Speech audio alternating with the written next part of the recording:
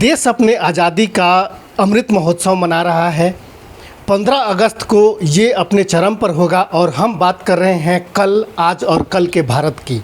आज हमारे साथ हैं पूनम चौहान, जो उत्तर पूर्वी जिला भाजपा में उपाध्यक्ष हैं। पूनम जी से बात करते हैं कि इस 75 सालों में भारत ने अभी तक जो सफ़र तय किया है, उसको आप दूसरे जो थर्ड वर्ल्ड के देश थे उसके बनस्पत कैसे देखते हैं? पहले तो आप सभी को नमस्कार। और बहुत ही हर्ष का विषय है कि आज हम सभी 75वीं सालगिरह अपनी आज़ादी की मना रहे हैं और देश में इसको लेके खासा उत्साह है। और ये जो उत्साह है इसका केवल और केवल एक ही सूत्रधार हमारे देश के प्रधानमंत्री श्री माननीय नरेंद्र भाई मोदी जी। उनका जो एक दर्शन था, जो उनका विचार था कि भारत की जो परिकल्पना उन्होंने की थी कि आज़ादी के बाद भारत ऐसा होना चाहिए, जो कि नहीं हुआ क्योंकि वो सत्ता में नहीं थे। पर जो उन्होंने सपना भारत के लिए देखा वो आज कहीं ना कहीं साकार होता हुआ मालूम चल रहा है। आज से पहले हम किताबों में पढ़ते थे, औरंगज़ेब का बाबर है, हुमायूं है, उन्हीं की वंशावली हमें बताई जाती थी। मैं आपसे पूछना चाहती हूँ कि क्या आज हम हिंदू हैं, लेकिन क्या हमें पता है कि दशरथ के पिता कौन थे? तो ये सब खामियां थी। लेकिन आज जो हिंदू जागृत हो रहा है, या बच्चे भी अपने धर्म को लेकर, अपने सनातन को लेकर, अपने भारत के दर्शन को लेकर, उसकी संस्कृति को लेकर जो जागरूकता बच्चों में भी देखी जा रही है, युवाओं में देखी जा रही है। आप आज देख रहे हैं कि हमारा जो संगीत है उसके ऊपर कितना प्रभाव पड़ा है। जो संगीत है वो भी बहुत धार्मिक हो गया है। बहुत सारे जो फ्यूज़न हैं, वो जैसे अभी कैलाश जी का एक गाना है हर शंभू के ऊपर, जो है वो बहुत पुराना एक गाना था, लेकिन उसको उन्होंने नए तरीके से जो किया है और आज वो इतना बड़ा पॉपुलर हो रहा है। लोग उससे अपने आप को सुनते हैं, उसे महसूस करते हैं, अपना कनेक्शन पाते हैं, एक हर हर शंभू। तो लोग फ्यूज़न में भी मिलाकर अपनी संस्कृति को नए लोगों को दे रहे हैं। वो सिर्फ कि हम नया भारत बनाना चाह रहे हैं। समय के साथ भारत आगे बढ़ता जा रहा है, लेकिन अपनी संस्कृति की जड़ों को पकड़ते हुए, अपने धर्म को पकड़ते हुए आज वो आगे बढ़ रहा है। और करोड़ों लोगों में धर्म के प्रति जो आस्था बनी है, हमारे मंदिरों का पुनर्निर्माण हो रहा है और धार्मिक स्थलों पर लोग जा रहे हैं। जो जितनी भी तीर्थ यात्राएं होती हैं उनमें आप देख रहे हैं हजारों लोग जा रहे हैं। बाबा अमरनाथ की यात्रा हो, वैष्णो देवी गुफा की हो, काशी विश्वनाथ पे। तो जो एक लोगों में अपने धर्म के प्रति, अपने देश के प्रति जो आस्था बढ़ी है, वो इन कुछ 4-5 सालों में ही देखने को मिली है। जबकि ये तो आज़ादी मिली हुए 75 साल हो गए। तो पिछली सरकारें क्या कर रही थी? वो केवल और केवल अपना घर भर रही थी, अपने परिवारवाद को ही चला रही थी। देश में गरीबी को लेकर, धर्म को लेकर, संस्कृति को लेकर और गरीबों के उत्थान को लेकर उनके पास कोई विज़न नहीं था। आज आप देख रहे हैं गडकरी जी हमारे परिवहन मंत्री हैं, लेकिन सड़कों का कितनी तेज़ी से निर्माण हो रहा है, नए विकास मार्ग। मैं अभी पिछले साल कश्मीर गई थी, पहाड़ों पर इतनी सुंदर सड़कें बना दी गई हैं और काम चल रहा है। देख के आंखें मतलब चौंधिया गई। मतलब इतनी, कहते हैं कि आतंकवाद का गढ़ है, लेकिन वहाँ भी विकास का इतनी उन्नति, इतनी तत्परता से कार्य हो रहा है। तो ये एक सरकार का दृढ़ संकल्प है कि हमारा भारत कैसा होना चाहिए। जो देश तीसरे विश्व युद्ध के बाद आज कहीं पहुँच गए, तो भारत भी उन तक पिछड़ा कहीं नहीं है। शीघ्र हम नंबर 1 पे होंगे और उन देशों के साथ बराबरी कर रहे होंगे। भारत में जो इन 75 सालों में जो सामाजिक जागरण रहा, वो तो एक विषय रहा ही जिस पर आपने बात की, लेकिन जो राजनीतिक डेवलपमेंट रहा भारत में, उसको कैसे देखिए, राजनीतिक डेवलपमेंट की बात करें तो पहले कांग्रेस की सरकार रही जिसने गरीबों के बारे में कुछ नहीं सोचा, तुष्टीकरण की राजनीति वो करती रही। आज आप देख रहे हैं कि उसी वोट बैंक के लिए ही वो काम करते रहे और इसी के चलते हुए आज आप भारत में देख रहे हैं कितने सारे सांप्रदायिक चीज़ें भी बढ़ रही हैं।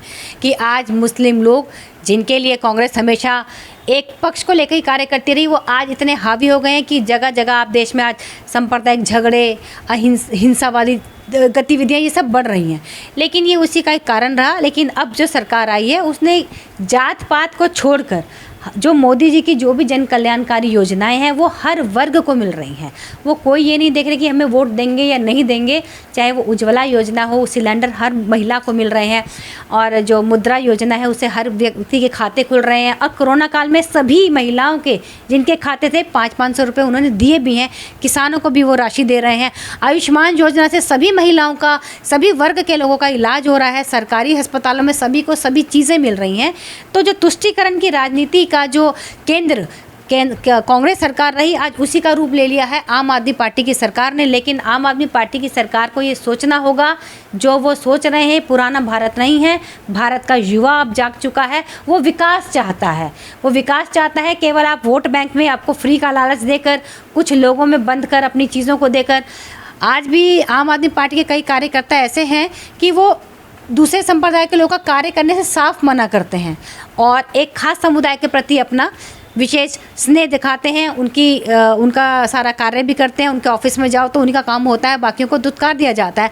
तो इस तरह की राजनीति आज के समय में चलनी बहुत ही मुश्किल है और लोगों को भी ये समझना चाहिए कि जो देश विकास की राह पर चलेगा वही आगे तरक्की करेगा। हमारे बच्चों का जो भविष्य है, जब देश तरक्की करेगा तभी हमारे बच्चों का भविष्य भी आगे होगा, नौकरियाँ भी बढ़ेंगी, बच्चों को सरकारी नौकरी मिलनी चाहिए या पढ़ाई लिखाई में होना चाहिए या उनका उन्नत भविष्य हो।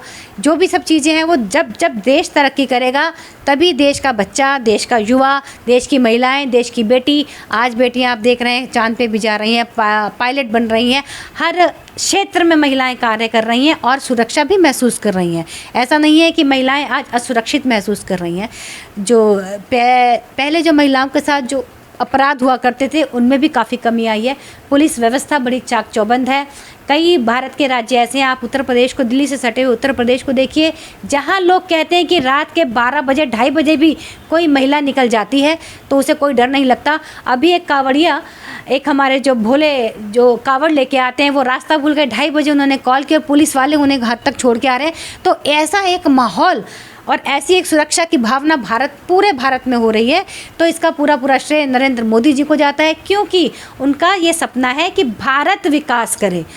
कोई एक पार्टी को लेकर वो नहीं चल रहे हैं, वो पूरे एक देश को लेकर चल रहे हैं। देश उनकी माँ है, देश उनका पिता है और उसी आदर्श को लेकर सभी भारतवासियों को चलना चाहिए। भारतीय जनता पार्टी के प्रति हम समर्पित हैं और हम चाहते हैं कि हमारा देश आगे बढ़े, देश तरक्की करे, किसान खुशहाल हो, महिलाएं खुशहाल हों, बेटियां पढ़ें। तो यही सब हम चाहते हैं। मोदी ये सब कार्य कर रहे हैं और ईश्वर उन्हें बहुत अच्छा स्वास्थ्य दे, बहुत देश उन्नति करे। हम ये जानना चाहते हैं, दिल्ली की जो सरकार, जो आम आदमी पार्टी की सरकार की आपने बात की, अभी शराब नीति आई थी, शराब नीति को वापस भी ली गई है, उसका पूरा श्रेय भारतीय जनता पार्टी अपने ऊपर लेने की भी कोशिश कर।